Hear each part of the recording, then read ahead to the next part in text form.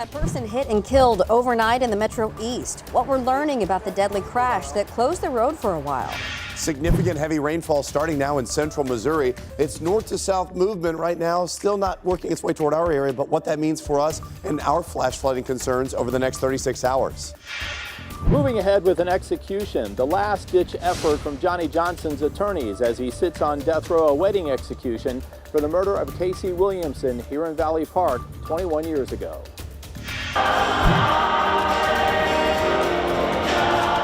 Combining churches, but not all are ready to merge this morning.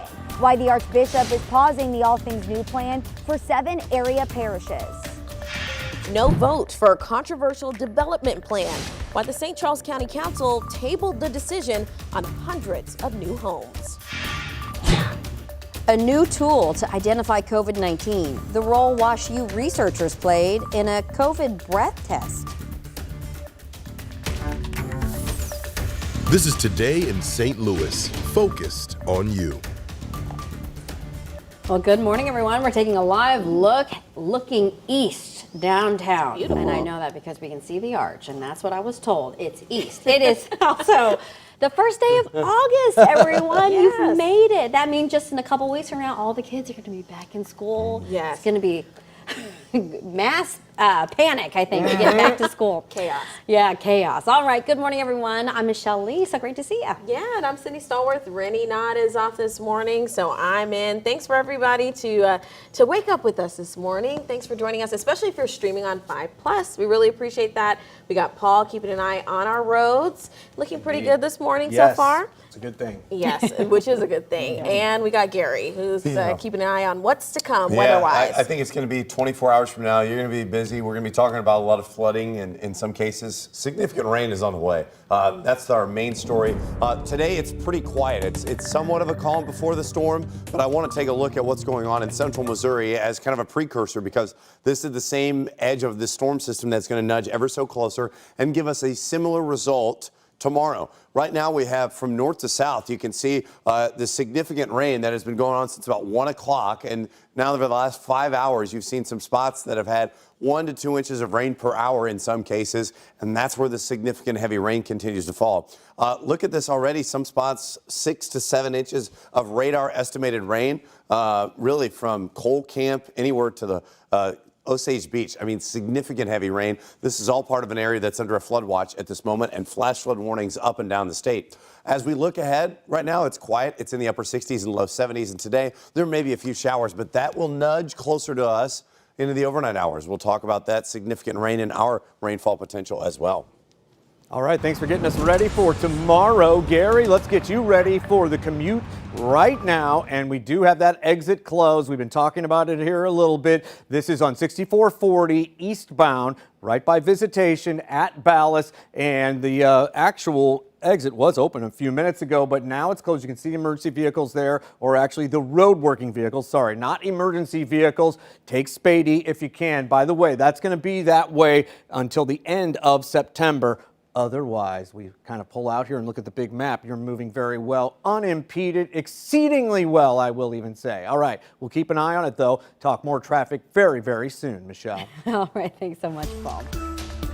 New this morning, a pedestrian is struck and killed in East Alton. It happened around 1:30 this morning on Illinois Route 140 near Stanley. Police shut the road down as they investigated that area, but right now, no word on any other injuries. Well, also this morning, the All Things New restructuring plan from the St. Louis Archdiocese officially takes effect today. Yeah, but we know that that plan is on hold, should say, for at least 7 area parishes. Our Mercedes McKay is joining us live from the Central West End for the reason for this pause, especially for certain parishes. Mercedes, what can you tell us?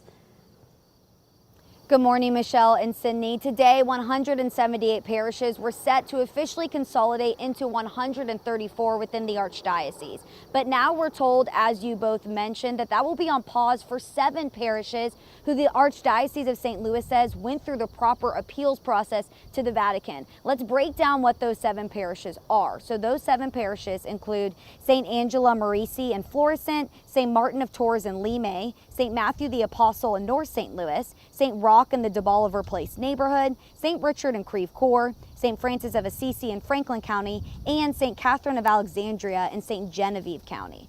5 on Your Side spoke with St. Roch Catholic Church Parish Council President Mike Stevens. Based on the All Things New plan, his parish would be merging into Christ the King Parish in University City. Stevens was one of 40 parishioners who issued appeals to the Archbishop. He's hopeful the second appeal, which is now in the hands of the Vatican, could go in their favor. We have very legitimate and serious issues we've raised with the Vatican. We're a very dynamic and evangelical parish that's been a vital component of the St. Louis Catholic tradition in St. Louis. So we think at some point during this process, we will catch the attention of reasonable leaders who will see the value of St. Roch to the Catholic community. The Archdiocese of St. Louis says that this pause will remain in effect for those 7 parishes until the Vatican makes a decision. We're told that could actually take several months. Coming up in the next half hour, I'll break down what this means for those affected parishes in their day-to-day operations. Live in the Central West End, Mercedes McKay, 5 on Your Side. Thank you so much, Mercedes. Hours from now, Missouri is scheduled to carry out its 4th execution of the year. Johnny Johnson is scheduled to die by lethal injection for the murder of a 6-year-old Valley Park girl. Our Alex Fees is live at the Valley Park Police Department with more on this morning. Alex, what can you tell us? Well, Sydney, this case captured national attention right here in Valley Park after Casey Williamson went missing 21 years ago. It started with the search for the girl after she disappeared from her home. Now tonight, Johnny Johnson is scheduled to die by lethal injection for the girl's murder back in 2002. Now, Johnson was staying with Casey Williamson's family in Valley Park 21 years ago when Williamson went missing one morning in July of 2002. Dozens of volunteers joined police in the search. Her body was later found in an abandoned glass factory not far from her home near the Merrimack River. Prosecutors say Johnson confessed to beating the girl to death with bricks and rocks after trying to sexually assault her.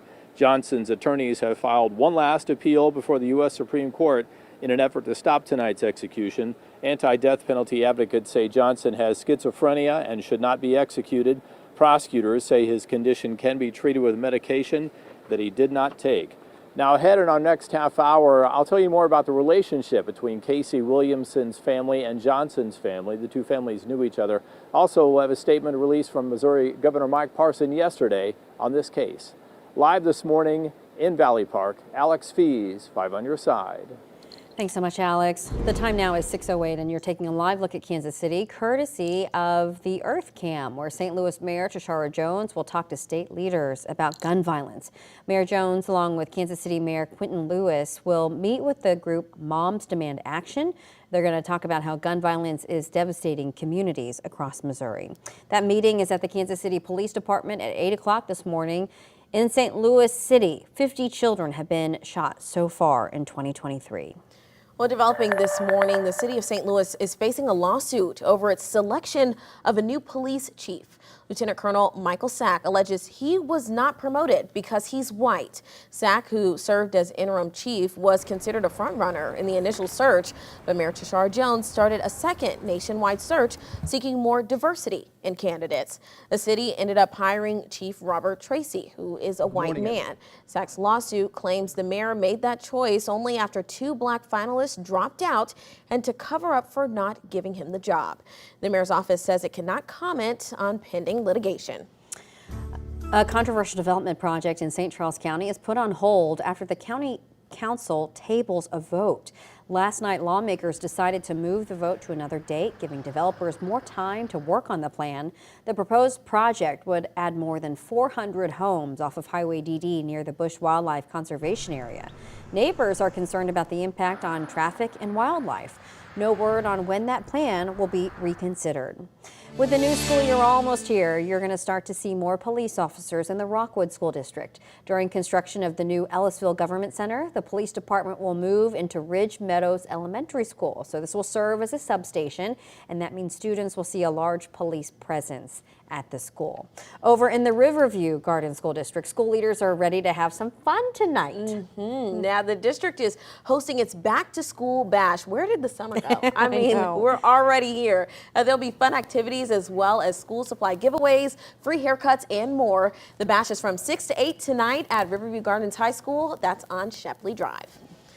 All right, let's get on over to Gary to get a look at what our weather's looking like this morning. Hey, Gary. Yeah, and we continue to monitor the progress of significant heavy rain in central Missouri, and it's all part of this area that continues to develop overnight. And I want to show you how this has really blossomed in this big blob of red in central Missouri. And this is all an area that has seen between 5 to 6 inches of rain already. I think something similar sets up for us tomorrow, so we're still going to give you about a 24-hour heads up for significant rainfall. Here at this hour, temps in the low 70s, even mid-60s in Alton. As we zoom out just a little bit, it's much cooler. I do think that we're going to stay dry for the most part today with a few showers, especially on the Missouri side and points southwest. But this is the part where we want to do a little preparation for significant heavy rain in a few locations. We're going to time out the best opportunity for that and talk about some localized heavy rainfall totals here in about 5 minutes.